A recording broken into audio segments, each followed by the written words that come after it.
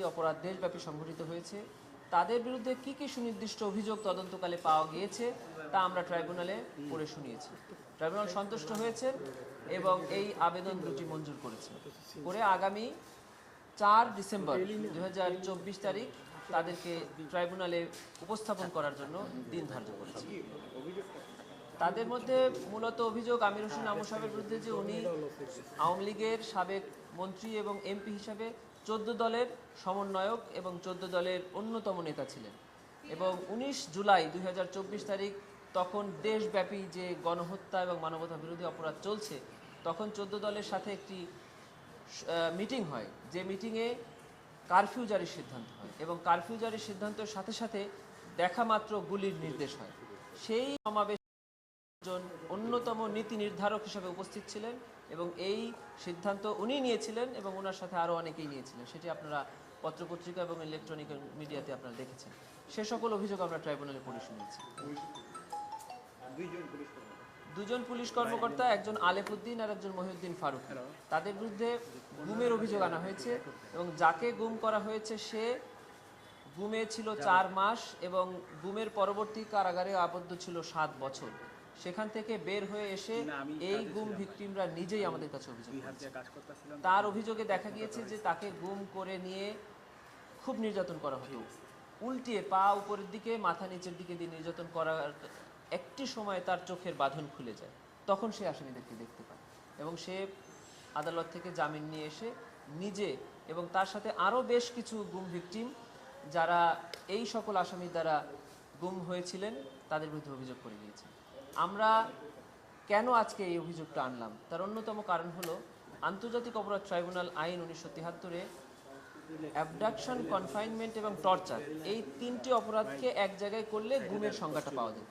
কিন্তু এই রিসেন্ট যে অ্যামেন্ডমেন্টটা হয়েছে সেখানে গুমকে সুনির্দিষ্ট একটি অভিযোগ আকারে আনা হয়েছে, আইনের ভাষায় যাকে বলে ফোর্সফুল ডিসঅ্যাপিয়ারেন্স।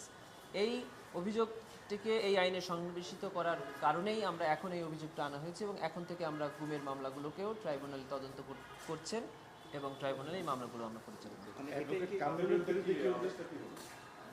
তাদের বিরুদ্ধে আদেশ হয়েছে পরবর্তী তারিখে তাদের বিরুদ্ধে তদন্ত প্রতিবেদনের অগ্রগতি সম্পর্কে ট্রাইব্যুনালে জানানোর কথা বলা হয়েছে এবং ওই তারিখে তাদেরকে ট্রাইব্যুনালে হাজির করা হবে।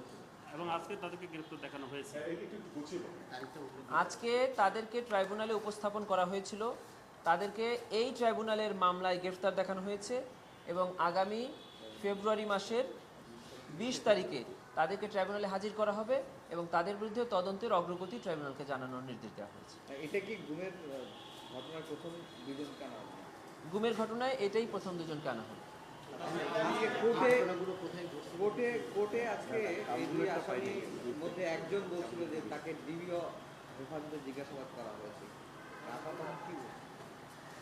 এটি উনি একটি ভুল তথ্য দিয়েছেন। একজন আসামি কোর্টে দাঁড়িয়ে আদালতের পারমিশন নিয়ে একটি কথা বলেছেন যে ট্রাইব্যুনালের প্রসিকিউশন টিম তাকে জিজ্ঞাসাবাদ করেছে। আমরা ট্রাইব্যুনালে বলেছি যে ট্রাইব্যুনালের প্রসিকিউশন টিম ফুললি আজকে এখানে উপস্থিত আছেন except our learned chief prosecutor. আমরা কেউই ওনাকে চিনি না এবং উনি কেউই আমাদেরকে দেখেন ইতিপূর্বে এবং আমরা কেউ তাকে জিজ্ঞাসাবাদ করিনি। এটা অ্যাডভোকেট কামরুল ইসলামের বিরুদ্ধে অভিযোগ। অ্যাডভোকেট কামরুল ইসলাম সাহেব উনি সাবেক মন্ত্রী এবং এই যে রেজিউমে এই ঘটনাটা ঘটেছে তখনকার রানিং এমপি ছিলেন। তিনি এমপি থাকা অবস্থায় তার কনসার্ন এলাকায়, তিনি যে এলাকার এমপি, সেখানে তার নির্দেশে এবং পরামর্শে ছাত্র জনতার উপরে আইন শৃঙ্খলা বাহিনী এবং বিশেষ করে ছাত্রলীগ আওয়ামী লীগদের ক্যাডার বাহিনী নির্বিচারে গুলিবর্ষণ করেছে, নিপীড়ন করেছে, আহত করেছে। এই অভিযোগটার বিরুদ্ধে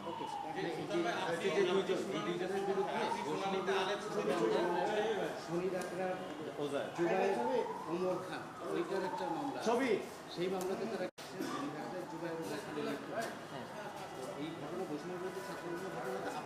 মামলা হয়েছে, ওগুলো থানায় হয়েছিল। এটা আমরা দেখি। এটা হলো আলেফউদ্দিনের ব্যাপারে আমরা যে অভিযোগগুলো গ্রহণ করেছি তার মধ্যে গুম হয়েছে, মানে সে ছিল গুমের মাস্টার মাইন্ড এবং সে আলটিমেটলি গুম এক্সপার্ট হয়ে গিয়েছে। গুমের আনুমানিক প্রায় মানে অর্ধ শতাধিক গুমের অভিযোগে আমরা তার বিরুদ্ধে অভিযোগ পেয়েছি। আগের মামলায় আজকে না, এটা আগের মামলা শুধু আজকে না, এই রেগুলার বেসিসে পুরানো যে মামলাগুলো আছে তাদের আসামিদেরকে হাজির করা হচ্ছে, রেগুলার ডেট করছে। আমরা প্রসিকিউশনের পক্ষ থেকে যেহেতু নতুন প্রসিকিউশন টিম, আমরা ওই মামলা সম্পর্কে অবগত নই, এই জন্য আমরা সময় চেয়েছি। ছবি